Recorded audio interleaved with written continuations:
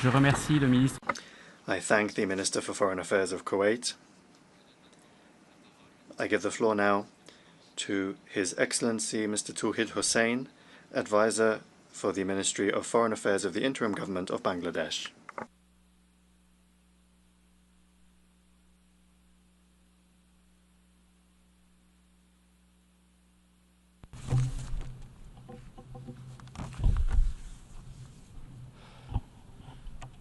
Co-chairs, Excellencies, distinguished delegates. At the outset, I thank the co-chairs, France and Saudi Arabia, for convening this high-level conference at the time when unity and urgency are more important than ever in advancing the discourse on peace and justice in Palestine.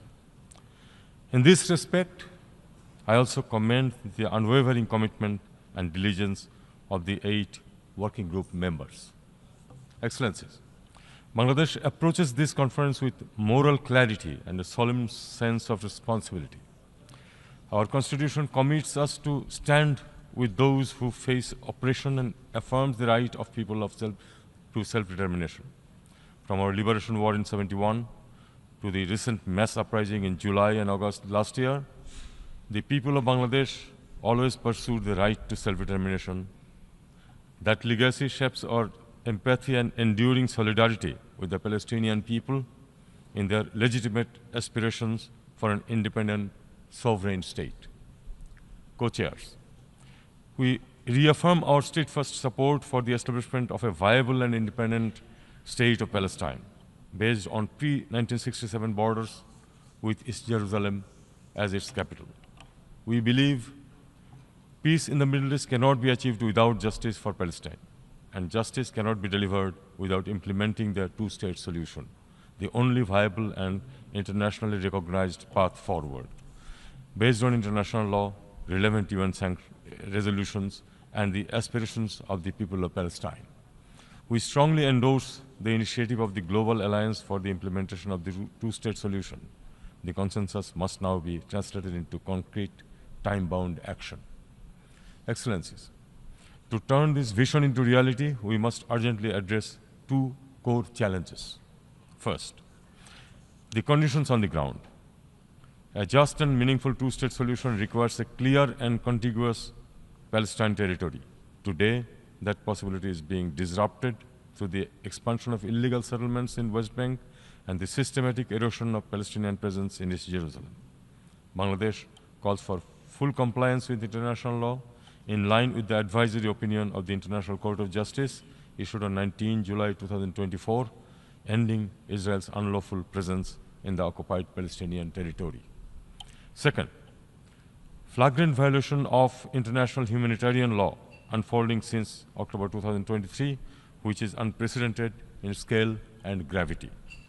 More than 58,000 Palestinians have lost their lives and many more have been injured, most of them women and children. Schools, hospitals, and aid camps are under attack by IDF, with countless bodies lying beneath rubble in Gaza. We are undoubtedly witnessing one of the gravest genocides of our time. Bangladesh condemns this genocidal killing in Gaza and calls for accountability of the perpetrators. Use of starvation as a weapon by Israel is absolutely not acceptable. Co-chairs, words alone will not heal the sufferings of the Palestinian people. Our actions must be visible. From this conference, we simply cannot go back to where we were. Our topmost priority should be executing an immediate and unconditional ceasefire in Gaza, and to ensure the urgent, sufficient, and unhindered delivery of essential supplies and services throughout the Gaza Strip. UNRWA should be strengthened, and any attempt to hinder its operations should be resisted. Civilians, aid workers, and medical personnel must be allowed immediate, safe access. We also need to mobilize new resources and funding to address the humanitarian crisis and to implement an effective and sustainable reconstruction of Gaza. We stand ready to join any UN-led efforts for rebuilding Gaza by deploying personnel to support humanitarian and future reconstruction plan. Co-chairs, we reiterate our call for the full recognition and membership of the State of Palestine in the United Nations. The implementation of the two-state solution must begin now. We must act with urgency and courage to uphold international law, international humanitarian law, and the UN Charter. Let us reaffirm our collective commitment and take our position to the right side of history. Thank you all.